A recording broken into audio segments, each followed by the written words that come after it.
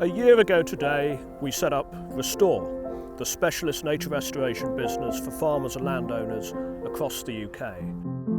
From a very early age, I've been in love with the British countryside, but it's been very apparent to me that the countryside I love is dying. Restore aims to rapidly scale nature restoration across the UK, across tens of thousands of acres, by delivering landowners vision, finance and implementation, all in the same business. In the year that's passed, it's been a whirlwind of change, of transformation, as we've embedded on farms and estates across the country to begin to take them on their own personalised journey of nature restoration. And this is what's happened so far. Framewood is a legacy from our family, and hopefully we are able to do things like biodiversity, carbon capture, create mosaics within the woodlands and have it used as it should be without the introduced invasive species. The biggest problem with areas of rhododendron is that there is no understory. So it totally blocks out the light, there's no regrowth. It seems that the only way really to get rid of them on scale at speed is to pull them out by the roots. I met Benedict MacDonald having read Rebirding. It was very influential, and everybody that I meet that is on the rewilding journey, which is quite interesting, seems to have read his book. So he is now helping and being the inspiration. We're hoping that we can put Framewood back into the hands of nature itself and be a legacy of ours for generations to come. Framewood for us has been a revelation in what happens when you let an ancient deciduous woodland the space and light to breathe.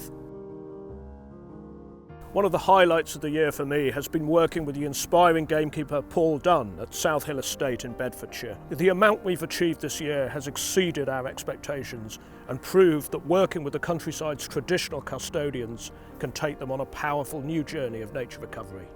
We've always been very keen on wildlife and conservation here at South Hill, but if I'm honest, I've always been focused mainly on game. Meeting Ben and talking to Restore has opened our eyes to the fact that we can deliver a vast array of habitats to promote all sorts of wildlife, not just game. We've started digging ponds. The plan is to deliver 50 or 60 across the whole of the estate to attract waders. Talking of water, one of our other key aims is to try to introduce the beaver. I think the scrub is another important part of this plan. Ben has focused our attention on this as it's such a good habitat for so many birds. Key to developing scrub, however, is the deer control. So we've been very focused on that. With Ben's intervention now, we're using thermal drones to do an annual deer count, and the aim is to try to get that number down to 5 per square kilometre, or the holy grail of 2 or 3. Already though, we're seeing a great comeback of vegetation, and great to have learnt a new phrase, a vegetation pulse, and I think that's only going to continue. The passion of British farmers for nature recovery on their land should not be underestimated, and Teresa's passion for turtle doves has been utterly inspirational, helping us to restore nature at Dennington in Suffolk. I have a passion for turtle doves. They're completely delightful. They do no harm to anything. They're extremely pretty. I love their purring noise. All of us, my husband and I and the children, have always had a natural love of wildlife. In 2016, I was walking through the farmyard and I heard my first turtle dove. I'd never heard one before, and I was very excited. And I started feeding. I didn't expect anything to happen, but surprisingly it did. This year we've had great success because I've seen 18 feeding at once. We hope very much with Restore's guidance to spread the feeding grounds naturally through the farm, so it's not just down to me artificially feeding them. What we're doing now is regenerative farming. We want to grow our crops, we've got to feed people, but there's room to look after the turtle doves too. Restore have been incredibly encouraging and have told us we can do what we want to do. We need the help, but we're now learning very fast how to make them work and how to improve. It's wonderful that somebody cares much about turtle doves as we do. For thousands of years, British farmers thrived without chemicals and suffered as soon as they began to use them. We believe in slowly taking farmers on a journey of detox and taking the chemicals out of the land. When we came here, the farm was a very typical upland system, which means it was beef cattle and sheep, quite densely stocked, which meant that all of the grassland, all of the pasture was just this two-dimensional landscape where you just had sheep and cattle and grass and literally nothing else. And also we were a bit shocked by the amount of chemicals and antibiotics which were routinely used, ivermectins, on both the sheep and the cattle. And so we decided to convert it to organic. And then we made the decision to get rid of the sheep, and that caused a lot of big changes because suddenly the grass was much more complex and interesting. And the next thing we noticed was a lot of wildflowers appearing, which were never there before. We're actually seeing more birds, so the changes are happening and it's very exciting. Interestingly, the farm actually makes more money now than it used to under the old system. By getting rid of the sheep, we reduced a lot of costs, vet costs, medication costs, labour costs, management time.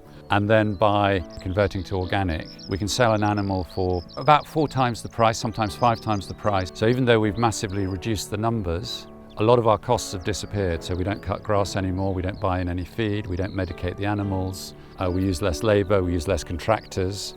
So our costs have gone down significantly, but our revenue has stayed roughly the same.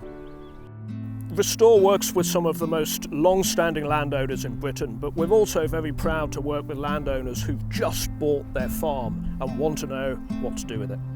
In my engineering world, I am an engineering geek and I surround myself with engineering geeks. So these are people with deep knowledge and passion and excitement, and you find the right people and magic happens. What I'm interested in is a nature geek who can tell me, if you plant that thing there in this particular way at this particular time, you'll get this animal. And if you do that thing over there, you'll get this.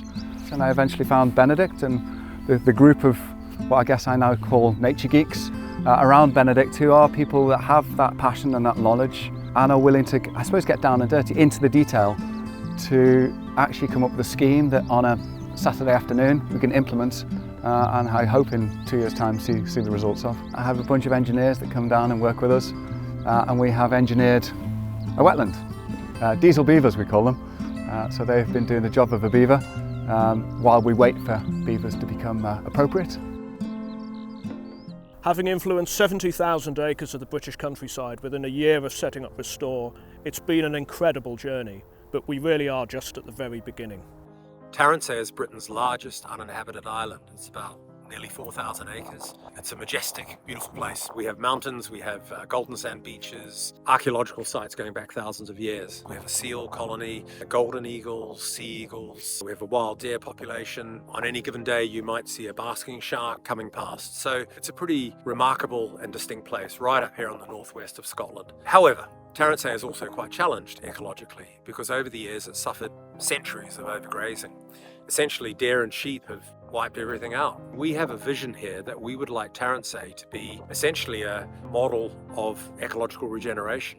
And we would like to establish Atlantic rainforest, which we have done on another site here on Harris. So it's not a pipe dream, but it's a long-term ambitious project that requires real focus and genuine expertise. So that's why we've teamed up with Restore under the leadership of Ben McDonald. Ben was one of the first experts who came out here actually in 2018, so we have quite an association with Ben going back over the years. And he gave many insights on that trip, some of which were pivotal in the shaping of our thinking. I'll never forget, we were walking around and he said, yeah, it's beautiful, but it's dead. And he pointed out all the things that should be there if it was a genuine wilderness. So there's a job to be done here on Tarrantay, and we'd like to do it with Ben and his team at Restore. Over the next 5 years, Restore plans to hugely scale the impact and size of its nature portfolio, from Hebridean islands to lowland farms. We will also begin breeding species, invertebrates like swallowtail butterflies, for widespread release into the British countryside. Above all, Restore is a business and we help other businesses thrive, allowing them to access the full capital that rewards nature restoration at scale. Ultimately, there is also a place for owning land, and that is one of the great aspirations of Restore, to demonstrate firsthand the importance of turning large areas of the British countryside to nature. This business was founded on £500,000 of capital, and look at what we've done in that time. What I want to do now with my team is to scale Restore, scale our influence, scale our expertise, and scale our acres, and that is where we need your help.